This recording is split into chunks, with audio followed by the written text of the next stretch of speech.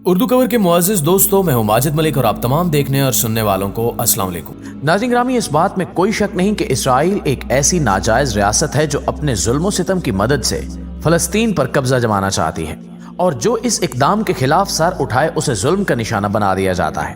لیکن ابھی حال ہی میں نیٹ فلکس پر ایک ایسی فلم ریلیز کی گئی ہے جس کو دیکھ کر اسرائیل کی چیخیں آسمان تک سنی جا رہی ہیں، کیونکہ اس فلم میں ایک ایسی لڑکی کی کہانی بتائی گئی ہے جس کو اسرائیل کی جانب سے شدید ظلم کا نشانہ بنایا جاتا ہے۔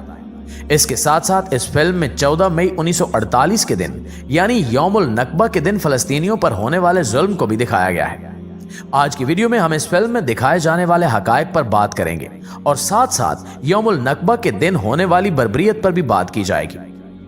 پیارے ساتھیوں، اس فلم کا نام فرح رکھا گیا ہے جو اصل میں اس لڑکی کا نام ہے جسے مرکزی کردار کے طور پر دکھایا گیا ہے۔ اس فلم میں مظالم کی عکاسی اتنی حقیقت کے قریب تر ہے کہ اس فلم نے آسٹریلیا میں ہونے والے 15ویں ایشیا پیسیفک اسکرین ایوارڈز میں بیسٹ یوتھ فلم کا ایوارڈ اپنے نام کر رکھا ہے۔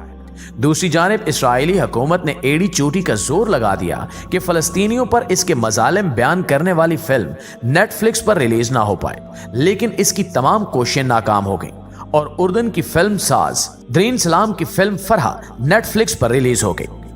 اسرائیل کی جانب سے اس فلم پر پابندی لگانے کی بھرپور کوشش کی گئی، لیکن فلسطینیوں کے خلاف اسرائیلی مظالم پر بنی فلم فرح کی مشہور فلم ساز زرین اسلام نے کسی بھی دباؤ کو مسترد کر دیا۔ انہوں نے اس فلم میں 1948 کے یوم نکبہ کے واقعات کو دکھایا ہے، جہاں اسرائیلی فورسز نے ایک بچے سمیت ایک خاندان کو قتل کر دیا تھا۔ اس فلم کے ریلیز ہونے کے بعد اسرائیل کے سابق وزیر خزانہ ایویگڈ ورلیبر مین نے کہا ہے کہ یہ پاگل پن ہے کہ نیٹ فلکس نے ایک ایسی فلم چلانے کا فیصلہ کیا جس کا پورا مقصد جھوٹا دکھاوا اور اسرائیلی فوج کے خلاف لوگوں کو اکسانا ہے۔ اس بیان کا جواب دیتے ہوئے زرین سلام نے کہا کہ میں سچ بتانے سے نہیں ڈرتی، ہمیں ایسا کرنے کی ضرورت ہے کیونکہ فلمیں زندہ رہتی ہیں اور ہم مر جاتے ہیں۔ انہوں نے کہا کہ فلسطینیوں کے خلاف اسرائیلی مظالم کو منظر عام پر لانے کے لیے میں نے یہ فلم بنائی ہے، اور میں نے یہ فلم اس لیے نہیں بنائی کہ میں سیاسی ہوں، بلکہ اس لیے کہ میں اس کہانی کی وفادار ہوں جو میں نے سنی ہے۔ دوستو، اس فلم کی کہانی کی بات کی جائے تو فرح فلم میں ایک 14 سالہ ایسی لڑکی کا ذکر ہے جسے یہودی تنظیموں کے خوف سے فلسطینی باپ نے ایک سٹور روم میں بند کر دیا تھا۔ اس میں ایک ایسا خاندان دکھایا گیا ہے جو ان تنظیموں کے اہلکاروں کی زد میں آیا تو گھر کے اندر فائر کر کے 2 چھوٹے بچوں سمیت پورے گھرانے کو قتل کر دیا گیا۔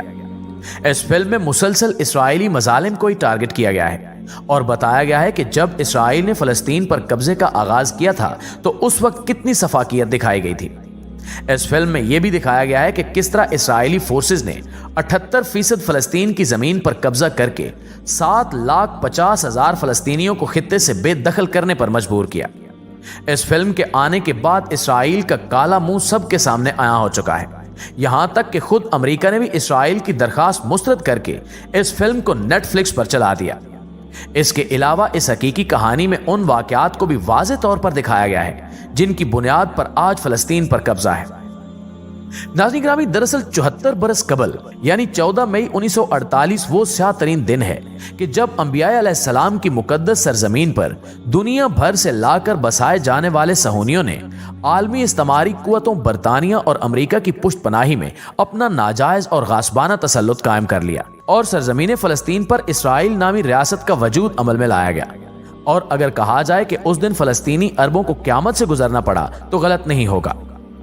ایک طرف براہ راست صہیونی دہشت گرد تنظیموں نے فلسطینی عربوں کا قتل عام کیا، عزتوں کو تاراج کیا، فلسطینیوں کے گھروں کو مسمار کیا، تو ساتھ ساتھ فلسطینیوں کو فلسطین سے باہر بھی دھکیل پھینکا، اور ایک ہی دن میں 8 لاکھ سے زیادہ مظلوم فلسطینی عرب اپنے ہی وطن اور گھر سے محروم کر دیے گئے اور پڑوس میں موجود ریاستوں لبنان، شام، اردن اور مصر میں پناہ گزین ہونے پر مجبور ہو گئے۔ اس دن کی تباہی اور بربادی کو فلسطین کی تاریخ میں نہیں بلکہ آج دنیا کی مہذب تاریخ میں یوم نکبہ یعنی تباہی و بربادی کا بہت بڑا دن کے عنوان سے یاد کیا جاتا ہے، اور یہ دن پوری دنیا میں فلسطین کے باشندوں اور فلسطینیوں کے حقوق کے دفاع میں یوم نکبہ کے عنوان سے یاد کیا جاتا ہے۔ فلسطینی عوام یوم نکبہ کو ایک بہت بڑی تباہی اور قیامت کے دن سے تشبیہ دیتے ہیں۔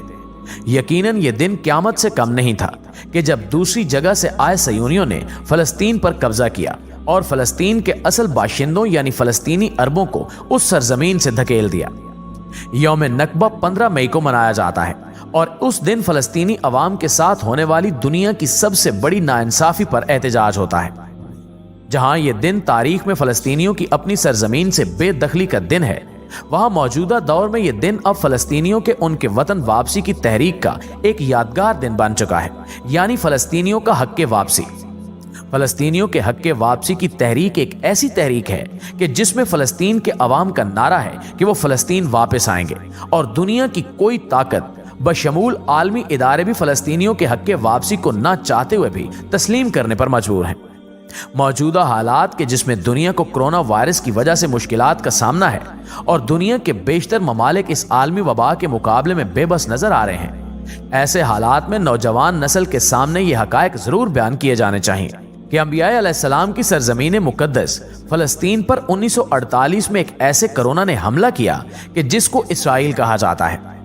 इसराइल सन 1948 का एक ऐसा कोरोना वायरस है जिसने गुज़श्ता 74 बरसों में फलस्तीनियों पर बेपनाह मजालिम की दास्तानें रकम कर दी हैं। आज इस 1948 के इसराइल नामी वायरस के बायस हजारों फलस्तीनी कैदो बंद हैं, लाखों की तादाद में अपने घरों से बेघर हो चुके हैं, अपनी जमीनों और अपने घरों से महरूम हो चुके हैं। गजा की पट्टी मुसलसल 13 बरसों से इस इसराइल कोरोना के बायस लॉकडाउन का शिकार है, जहां 20 लाख से ज्यादा इंसानी जानें मौत की आगोश के करीब जा पहुंची हैं। प्यारे साथियों, इस नाजायज रियासत में बसने वाले मकामी यहूदियों ने भी जुल्म बर्बरियत की हद पार कर रखी है। यहां तक कि बैतुल मकदस शहर में मुकीम फलस्तीनियों की तादाद करीबन 4 लाख है, जो यहां पैदा हुए लेकिन इन्हें यहां की शहरियत हासिल नहीं है और अब इन्हें सिर्फ यहां रहने की इजाजत है, हालांकि वो जमाने कदीम से नस्ल दर नस्ल यहां आबाद हैं। दूसरी तरफ जो यहूदी यहां पैदा होते हैं उन्हें फौरन शहरियत मिल जाती है। 1967 से इसराइल मुख्तलिफ अंदाज से फलस्तीनियों को यहां से निकालने पर मजबूर करता रहा है, इनके लिए तरह तरह की मुश्किलात खड़ी करता रहा है। इसी तरह वो मशरकी बैतुल मकदस में कम से कम 12 यहूदी बस्तियां बसा चुका है, जहां कम से कम 2 लाख यहूदियों को आबाद किया गया है। लेकिन दूसरी तरफ अगर फलस्तीनी घर तामीर करें तो उन्हें मस्मार कर दिया जाता है। यहां तक कि इसराइल एक अरसे से मुख्तलिफ अंदाज में फलस्तीनी मुसलमानों को मस्जिद अक्सा में दाखिल होने से रोकता रहा है। इसने सन 2000 की दहाई में एक दीवार भी तामीर की थी ताकि फलस्तीनियों को मगरबी किनारे से इसराइल में दाखिल होने से रोका जाए। जी तो प्यारे दोस्तों, ये थी हमारी आज की वीडियो। इस हवाले से आप दोस्तों की राय क्या कहती है कमेंट सेक्शन में हमारे साथ शेयर जरूर कीजिएगा। इंशाल्लाह आपसे मुलाकात होती है अगली वीडियो में। तब तक अपना ख्याल रखिए। अल्लाह निगहबान।